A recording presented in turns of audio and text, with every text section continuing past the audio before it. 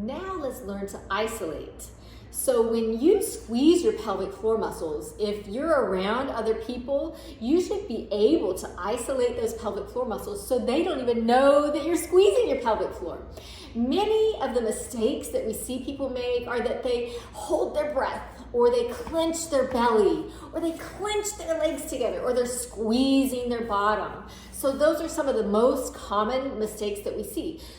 So the ideal scenario is that when you squeeze, you're maintaining even breathing flow.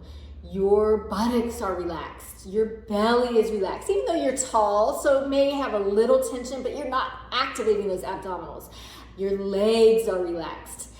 The area right in between, you're not going to be able to see it very well here, but right in between the butt crack there, you may feel that area tighten up a little bit because that's right on top of the pelvic floor and the tailbone, but you should not feel your buttocks themselves clenching. Let's try that together. Maintain good, even breathing. Remember good posture. Legs are relaxed, buttocks are relaxed, belly is in a relaxed posture. And go ahead in 3, 2, 1, squeeze, pull up and in, and relax.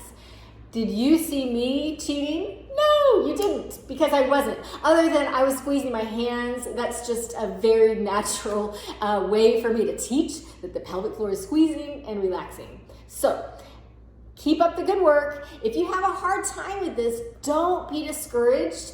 We work with people in the clinic sometimes weeks and sometimes even months on this concept. So it's easy for some people to isolate and it may be a lot harder for others, and don't be discouraged if it's hard for you. If you are someone that is having a difficult time because you're clenching your bottom or your butt muscles, try this, okay? So put your hands on your bottom. All right, so hands on the bottom, and I want you to practice first clenching your butt cheeks. Okay, so you're gonna clench your butt cheeks, and then relax the butt cheeks, and then squeeze your anus, pull up and in, and then relax, and then squeeze your butt cheeks, and relax, and then squeeze the anus, and pull up and in, and then relax. And so practice going back and forth between clenching the buttocks and squeezing the anus, clenching the buttocks, squeezing the anus, until you feel like you have the ability to isolate both of those muscles and to be able to differentiate what's happening when you're squeezing. You may feel your lower belly tense some, and that's normal because those deep abdominal muscles actually work with the pelvic floor. But if you feel like your belly is kind of sucking in and you have a big contraction in your abdominals, that's wrong. So try to keep the belly in general relaxed, but a little tension is fine. The next piece is breathing. I'd say 99.99% of people, when I first start practicing isolating the pelvic floor muscles and pelvic floor muscle training, they hold their breath.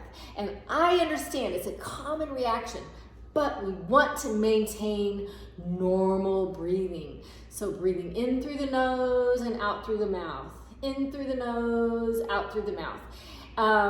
So let's go ahead and practice that together. So I want you to squeeze and relax. Squeeze and relax. Sometimes actually talking or making noises helps you to maintain that airflow so that you're not accidentally holding your breath. Great job.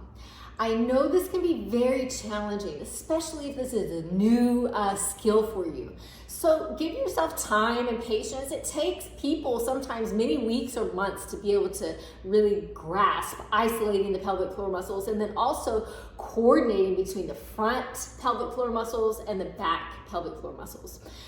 Some tips that you can use if you're struggling with isolating are lying on your back, or getting into this kind of child's pose, or sitting on a bouncy ball. Basically trying different positions and seeing how that impacts you. And then overall, remember, we're not trying to suck in the stomach, and we want to keep breathing, okay? Keep that airflow going, nice gentle contraction, relaxation with a good airflow.